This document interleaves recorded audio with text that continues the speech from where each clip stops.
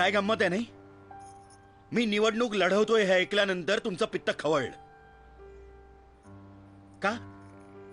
हक्क आहे मला. बाबासाहेब आंबेडकरांनी घटनेत मला अधिकार दिलाय. तो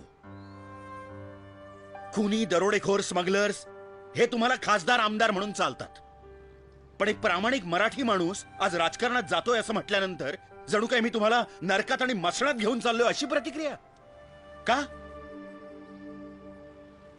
या देशात म्युनिसिपालिटीत नोकरी करणारा शिपाई सुद्धा 12वी पास लागतो, पण राज्याची धुरा सांभाळणाऱ्या राजकारण्यांना शिक्षणाची अट नाही.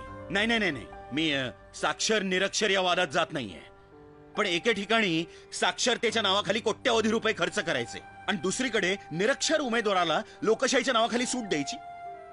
या सगळ्याची चीड न येणे इतके शंड आहोत का आपण? राजकारण हा बदमाशांचा शेवटचा अड्डा हे आपण मान्यच केलेलं आहे, पण राजकारण हा बदमाशांचा अड्डा कोणामुळे झाला याचा कधी विचार केलाय? राजकारणी चोर, लाचखाऊ, भ्रष्टाचारी, उन्मत्त असं आपणच ओरडणार आणि पुन्हा पुढल्या खेपेला आपणच त्यांना निवडून देणार. आम्ही मतदान करायला कधी सोडून दिलंय? म्हणूनच तुम्ही जबाबदार आहात आजच्या राजकीय स्थितीला. निवडणुकीची सुट्टी तुम्ही हॉलिडे म्हणून साजरी करता आणि त्याचा फायदा घेऊन हे राजकारणी पैसे आणि बोगस मतांच्या जीवावर पुन्हा पुन्हा 5 वर्ष आपल्याला लुबाडायला मोकळे होतात.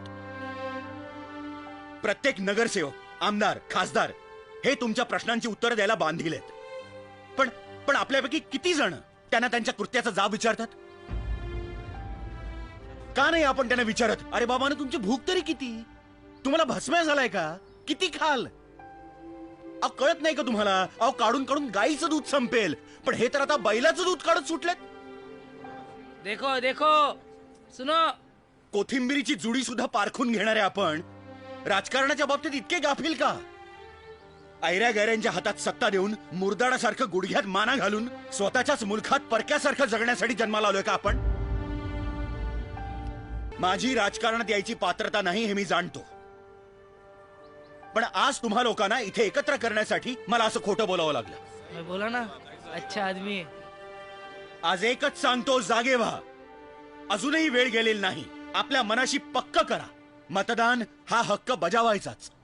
उमेदवार निवडताना त्याचं शिक्षण, त्याची निष्ठा, त्याची प्रामाणिकता, त्याची सामाजिक जाणीव हे सगळं तपासून बघा. तुमचं मत अमूल्य आहे, ते देताना नीट विचार करून द्या आणि मग बघा, तुम्हालाच तुमच्या शक्तीचा अंदाज येईल.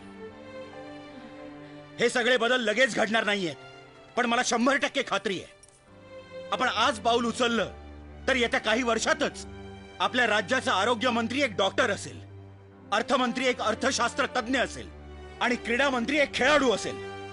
बजाव ताले!